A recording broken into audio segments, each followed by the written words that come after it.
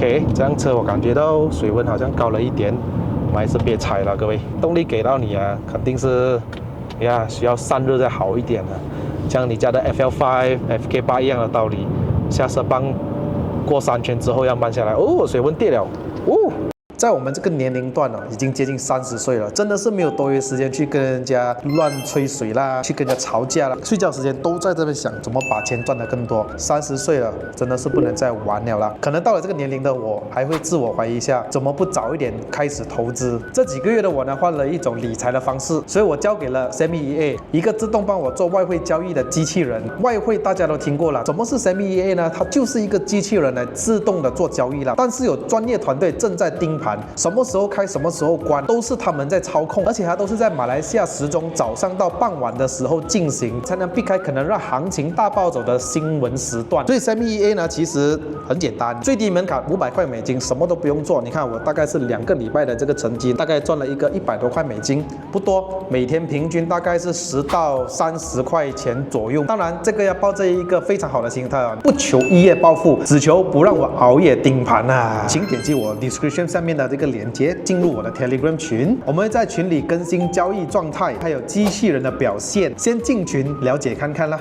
该讲的话还是要讲的啦，投资有风险，请根据自身状况来决定是否参与。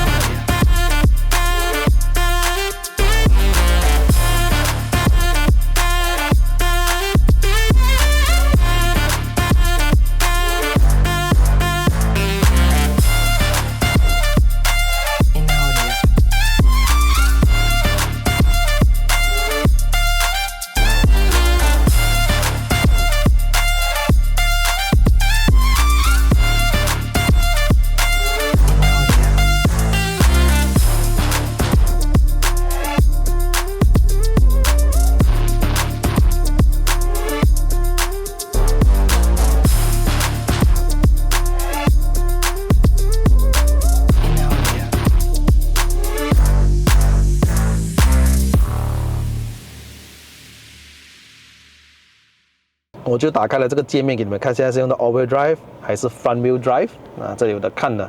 那这辆车虽然是 All-Wheel Drive 啦，它的大部分时间都是用着前轮的，在过弯的时候呢，它可能才会后轮介入一点点。那我们就把这辆车切换到 Sport。Yes， 这辆车是用着8 Speed 的 iSyn 变速箱，还有这个换挡拨片可以用哈。2.0 Turbo 4缸涡轮增压引擎，261 PS， 400个牛顿米。不再是双离合了，这辆车还是iSyn的哈 ，AT。所以换挡上面的这个8速，因为它是8速嘛，所以它的这个齿轮比呢都会比较密一点点。所以每进一档的话呢，可能才降一个1000转，所以挺不错的哈。这辆车的这个刹车呢，我也把它换去了 Sport 的。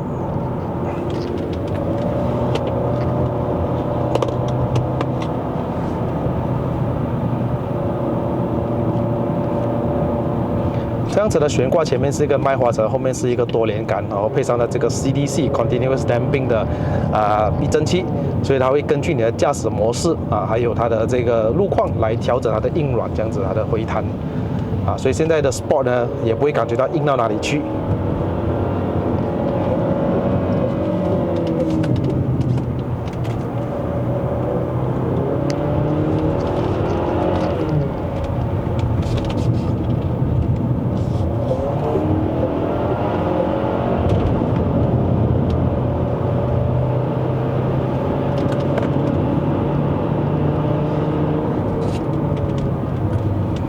你可以听到后面的 exhaust 会出风声，蛮大声的像之前的我加购了 Proton X71 1.8的时候，它也是会给到这种反应。哇，有声音听哦。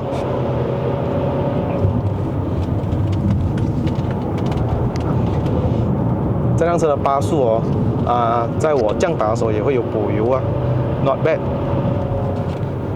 它降档的反应不错，可是就是它 pedal shift 换挡拨片按下去可能要0.5秒，它才反应过来这辆车还是偏家用啊。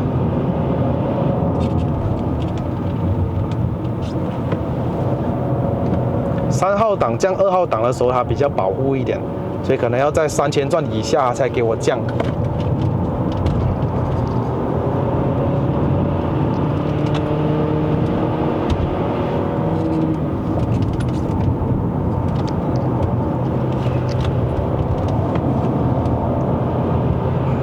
这辆车的轮胎尺寸20寸哦，2550R20 Michelin E Primacy 的轮胎。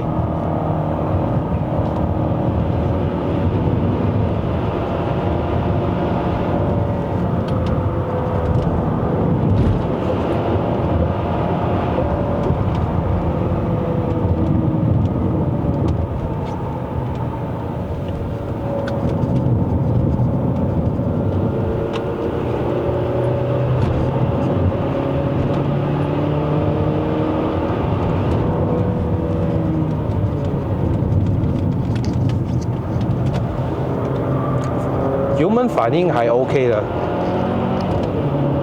可是就 Turbo 有一点少许的 lag， 一点点。如果它是双涡流的话，哇！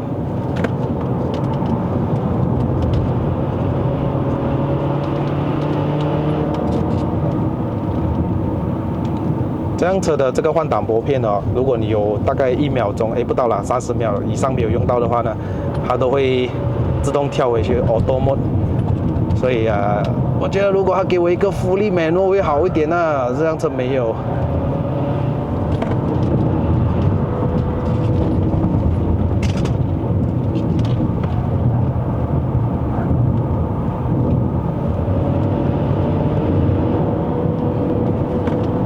刚刚过那个弯，它无端端把我跳到7档，为什么？不知道为什么。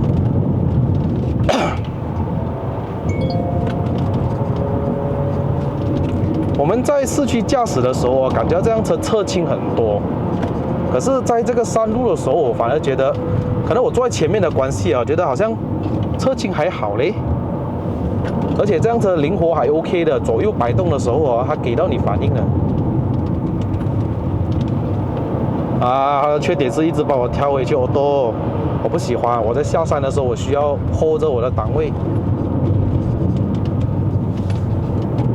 刹车还不错，前面是一个双活塞哦，刹车有力道 OK 的。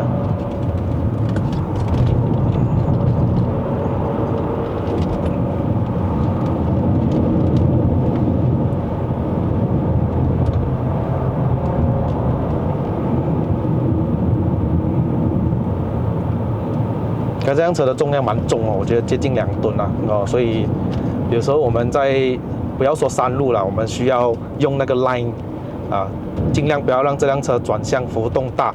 可是，在市区驾的时候也需要做这样的动作，所以才能把这辆车开得舒服所以有时候不要怪这些大车，尤其是 MPV 那种，在没有车的时候他们需要实现，所以你们要了解他们家的车。巴士那些也是一样的，他们尽量能够把这辆车的转向浮动不要这么大，让这辆车的乘客也是不晕车我可以这样子讲。如果你的浮动一大的话，这辆车的动态就大了嘛。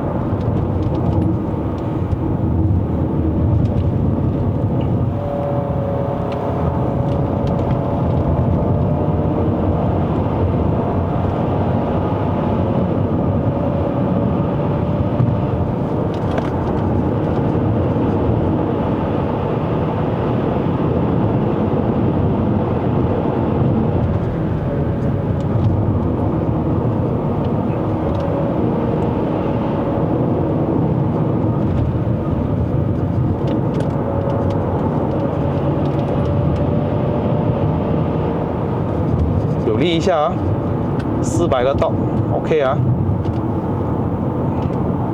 如果你问我这辆车有力还是 Tigo A Pro 有力，反正都是同一个2.0 Turbo 嘛。Tigo A Pro 的话的感觉上加速这辆车摩打现在会比较好，因为它的齿轮比较密一点嘛。爆发力来说，这辆车没有这么爆发力，我感觉到 Tiggo A Pro 好像比较有爆发力的感觉上啦，可能这辆车的舒适性太好了，而且它又有 4 wheel， 可能是这样吧。4 wheel drive 会让这辆车贴背感没有这么强，可是动力是可以的，你要随时超车啊那些啊，它给到你动力的。哇，我是想这辆车的过减速带啊，很舒服，有没有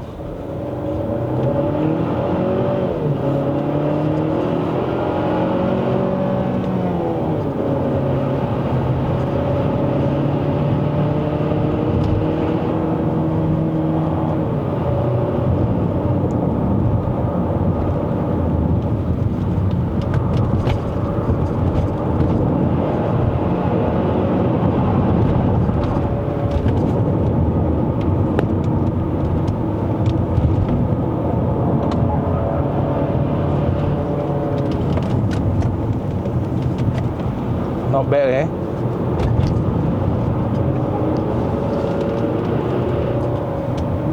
这摩托还挺好的，它在过弯的时候还会看一下后面有没有车这样子。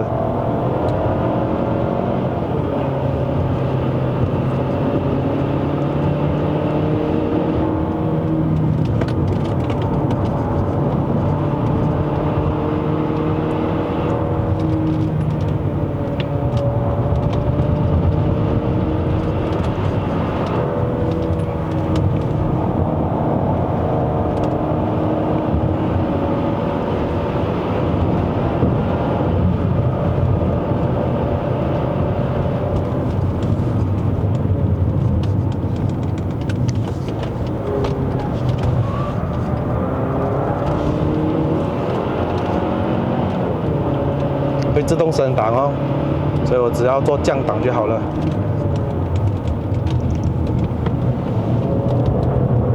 试一下的 4 wheel 踩着油去，可以啦。踩着油去的时候呢，当后轮有大概给一个14%的动力啊，它推头的状况会比较少一点，但是还是偏推头了这辆车的。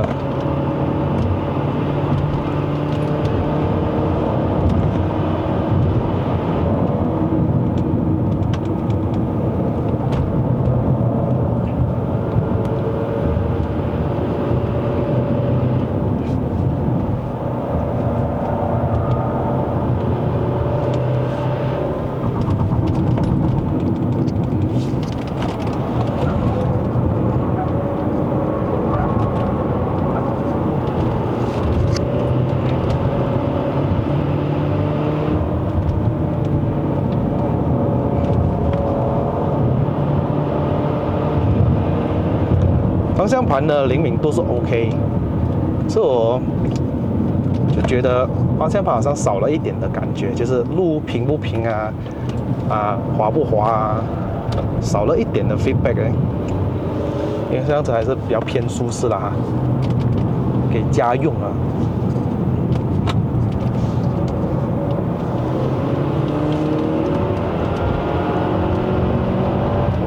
Hello， 我遇到 Harrier。所以呢，可能看这个视频呢，你们也有这个意识想要买 Harrier 的吧？这辆车动力啊，如果比起 Harrier 2.0的 CVT， 肯定这辆好啊。舒适性来讲呢，一点都不输 Harrier。我反而觉得这辆车的椅子还好坐过 Harrier 嘞。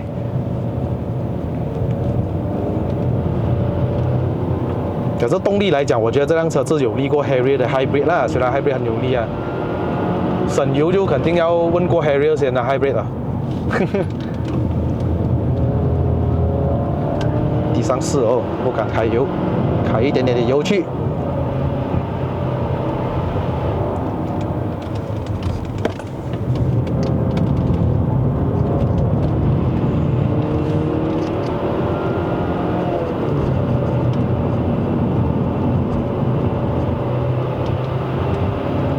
OK， 这辆车我感觉到水温好像高了一点，我还是别踩了，各位，我们换去，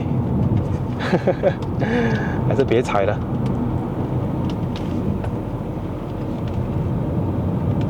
让这辆车保持在一个速度转速不要太高的状态，因为这辆车还是需要散热一点。所以啊，动力过猛啊，动力给到你啊，肯定是需要散热再好一点的。像你家的 FL5、FK8 一样的道理，下车帮过3圈之后要慢下来。哦，水温跌了，哦，跟之前那个分别。好来，可以继续踩了啦，意思讲。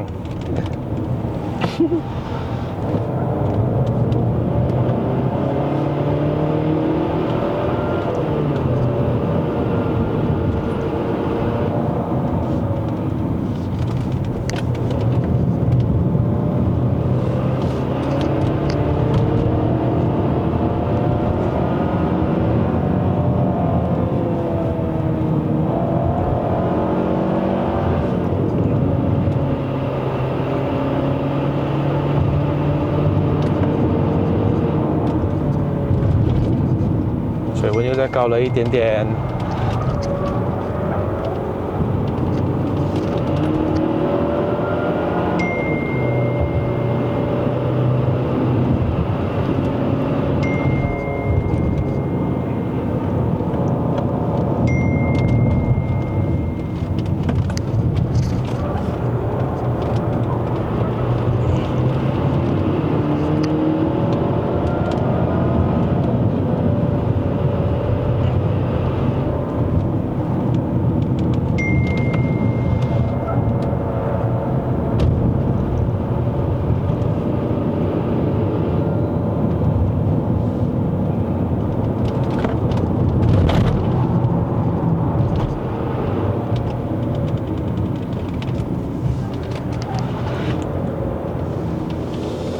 我感觉到它的水温力高了一点之后啊，它的这个动力衰退了一点点。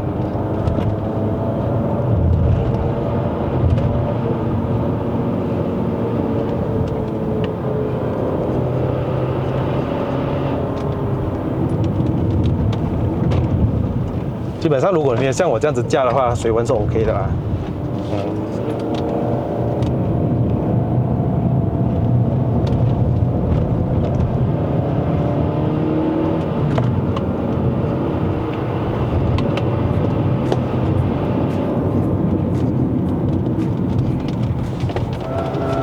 最后一个弯，干它 ，yes！ 哇，你看我一慢下来，那个水温反而高哦，需要慢慢加这辆车。好来，哦，外面19度哦，难怪降温那么快，很冷。我喜欢这样的天气，新地点，新环境，而且这里没有这么晒。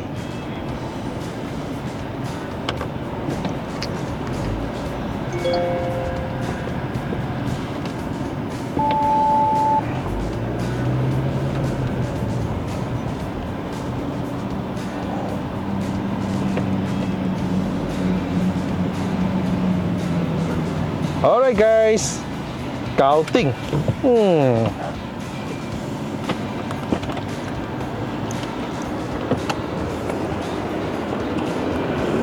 Omoda C9 从售价168,000到188,000左右，能够买到一个豪华 SUV 有4驱的，性价比的确是蛮高。无论是配置啊、内饰、用料、材质上面，它都给到足你。那如果你有考虑想要花200千里面买一个 D segment 的 SUV， 如果你有考虑 Lexus RX 的话呢，也不妨可以考虑一下这辆 Omoda C9 呢。如果你对舒适性很有讲究，那么内饰、内装豪华，这辆车真的是给完你。但是如果你对我们这些驾驶有要求的，需要操控能力好、动力暴力的话，那可能会再考虑一下。但是如果你驾过 RX 的话，你也知道 RX 它也不会给你暴力的 ，Lexus 还是 Lexus， 它会给到你非常舒适的传动。Omoda C9 呢，应该是近期里面我试驾的中国品牌最豪华的一辆吧。但如果你拿这辆车180多千来比180多千的 C segment SUV CX-5 怎么样呢？